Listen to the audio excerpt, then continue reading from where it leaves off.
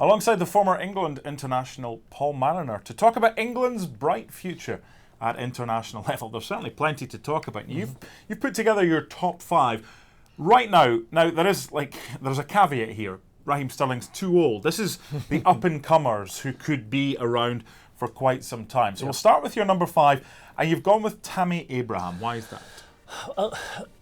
There's many reasons. When I saw him playing last season, I wasn't that convinced about him. But since he stepped up to the Prem with Chelsea and with the better players around him, his level of performance has really surprised me. And what I've been pleasantly surprised with is his finishing. Yeah. When you look at the type of service that he's getting from quality players, he's getting into the right areas, but you're still got to put in the back of the net.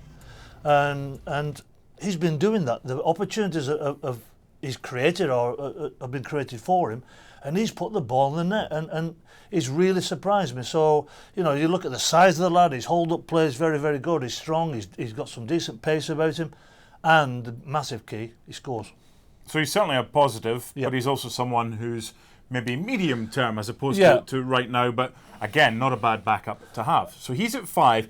At 4, you've gone with someone who doesn't play much for his club side because they've got so much talent, but he's some talent himself, and England, I'm sure, will benefit with Phil Foden. Yeah, and look, same as everybody else, I've only seen little bits of him, and I'm not seeing that much of him, but I trust a guy like Guardiola. When Guardiola sings the praises of Phil Foden, then you sit up and take notice. So there's no doubt he's got a beautiful left foot, and as you said, Mark, maybe it's a little bit early for him to get in such a powerhouse team as Manchester City, but he is being blooded.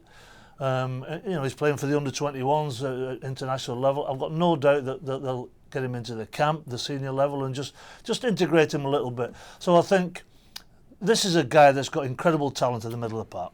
At number 3, you've gone Marcus Rashford. Similar, I would imagine, to Tammy Ibrahim, but you just have him a couple of notches higher up. I do, purely and simply because of his body of work. Yeah. He's been at United, played on the left, played on the right, and now more or less playing through the middle. So I saw him playing the Manchester Derby a few years ago as a kid. I think he was probably at 19. He scored a fantastic goal that day, coming off the inside left channel.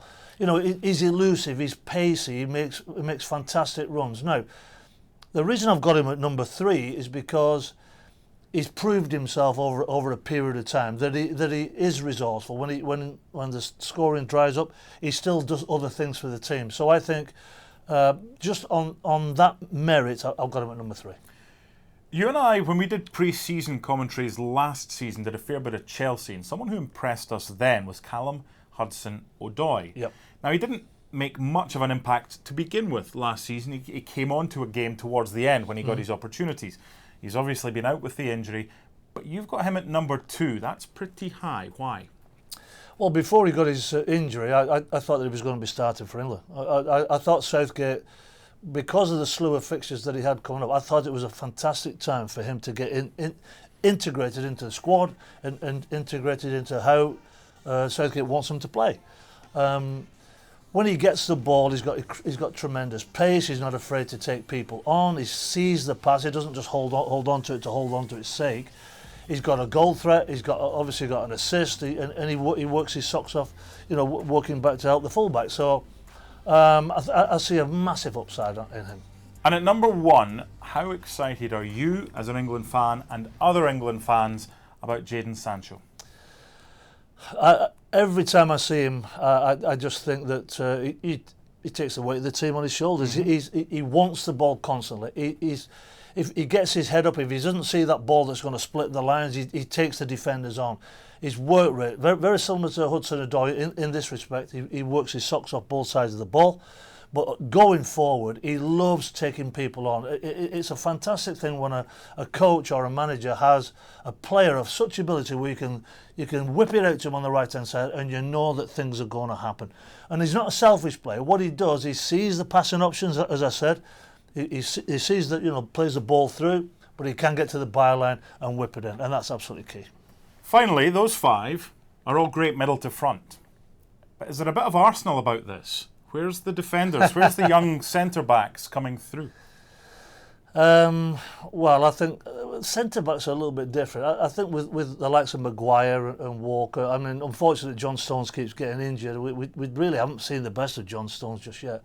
I think we're pretty solid at the back. Is it a concern, though, that all those 5 are so talented, but they're all middle to front, and there are some good players coming through, don't get me wrong, but attackers are always going to make the headlines, aren't they? You got headlines when you score 1 goal, having stood around doing nothing for 89 minutes. And the poor defender at the back worked his socks off to keep a clean sheet. And you got all the man of the match bubbly. Well, what you've got to factor in is this. Look, we've got a solid defence. The goalkeeper's adequate. Is he great? No, but he's adequate.